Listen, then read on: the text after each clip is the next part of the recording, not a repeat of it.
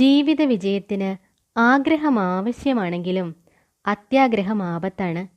അത്യാഗ്രഹികൾക്ക് ധർമാധർമ്മ വിവേചനമുണ്ടാവില്ല എന്നതിനാൽ അത് വ്യക്തികളെ നശിപ്പിക്കുന്നു. അമിതമായ ആശയാണ് നിരാശയ്ക്ക് വഴിവെക്കുന്നത് എന്നതിനാൽ അതൊഴിവാക്കണം. എത്തിപ്പിടിക്കാവുന്നതേ ആശിക്കാവൂ. അഹങ്കരിക്കുന്ന വ്യക്തിയെ സുഹൃത്തുക്കളടക്കം ആരും ഇഷ്ടപ്പെടുകയില്ല. അഹങ്കാരി ഒടുവിൽ നാശത്തിലേക്കാണ് കൂപ്പുകുത്തുക. ജീവിതത്തിൽ ഒരിക്കൽ വിജയം വന്നു കഴിഞ്ഞാൽ പിന്നെ വിജയം താനേ വന്നുകൊള്ളുമെന്ന് കരുതി അലംഭാവം പൂണ്ടിരിക്കരുത്. അത് നാശത്തിന് വഴിവെക്കുന്നു. അലംഭാവം ഉപേക്ഷിച്ച് പുതിയ അവസരങ്ങൾ എപ്പോഴും തേടിക്കൊണ്ടിരിക്കണം.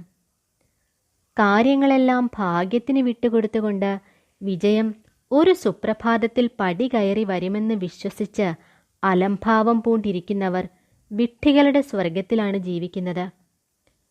അമിതമായ സുരക്ഷിതത്വബോധം അലംഭാവമുണ്ടാക്കുന്ന ഒരു ഘടകമായതിനാൽ 100% സുരക്ഷിതത്വം നൽകുന്ന ഒരു കാര്യവും ജീവിതത്തിലില്ലെന്ന് നാം മനസ്സിലാക്കിയിരിക്കണം.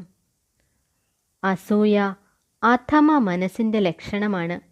അതിനെ നല്ല നിലയിൽ ഉപയോഗപ്പെടുത്തിയാൽ ആരോഗ്യകരമായ മത്സരമായി വളർത്തിയെടുക്കാൻ കഴിയും.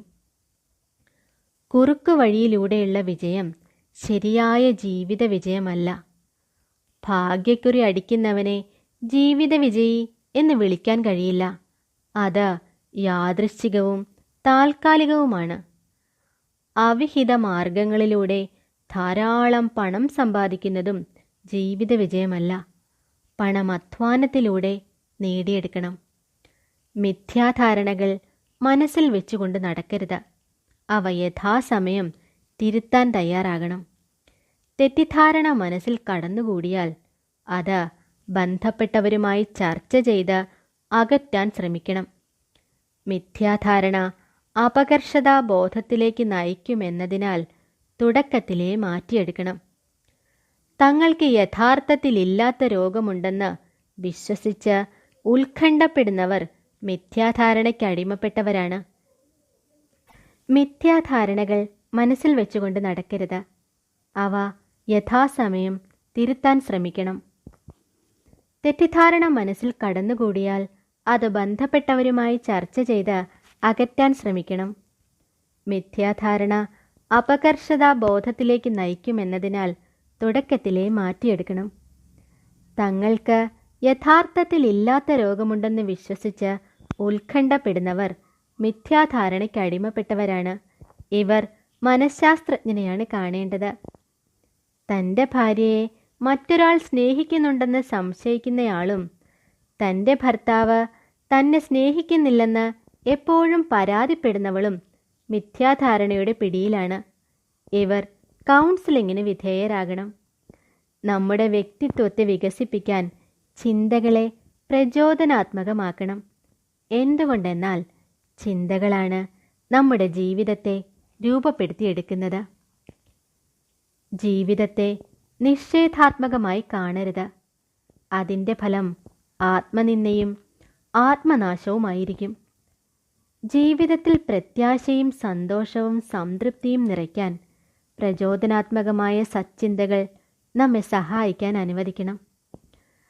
ജീവിത വീക്ഷണത്തെ ക്രിയാത്മക രീതിയിൽ ചിട്ടപ്പെടുത്തുന്നതിന് ചിന്താശീലം വളർത്തിയെടുക്കണം. കാരണം മനോഭാവവും ചിന്താരീതിയുമാണ് നമ്മുടെ ചര്യകളിൽ പ്രതിഫലിക്കുന്നത്. ജീവിതത്തെ മാറ്റിയെടുക്കാൻ ചിന്തയെ തന്നെ മാറ്റണം. കാരണം ചിന്ത നമ്മുടെ പ്രവർത്തന മണ്ഡലത്തെയും ബാഹ്യലോകത്തെയും മാറ്റിമറിക്കുന്നു. അറിവിൻ്റെ ശക്തി കരസ്ഥമാക്കാൻ ചിന്താശീലം അനിവാര്യമാണ്. കാരണം ആഹാരത്തിന് ദഹനം എന്നതുപോലെയാണ് അറിവിന് ചിന്ത. ചിന്തയും ജീവിത വീക്ഷണവും ക്രിയാത്മകമായിരിക്കുന്നത് ജീവിത വിജയം നേടാൻ സഹായകമായിരിക്കും. ജീവിതത്തിൽ വിജയിക്കണമെങ്കിൽ ആശയങ്ങൾ കണ്ടെത്തി പ്രാവർത്തികമാക്കാൻ നമ്മൾ ശ്രമിക്കണം. ക്രിയാത്മകമായ നല്ല ചിന്തകൾ പ്രാവർത്തികമാക്കാൻ കഴിഞ്ഞാൽ വേണ്ടത്ര ധനവും ഉണ്ടാക്കാം. ആശയം എന്തിൽ നിന്നും വരാം.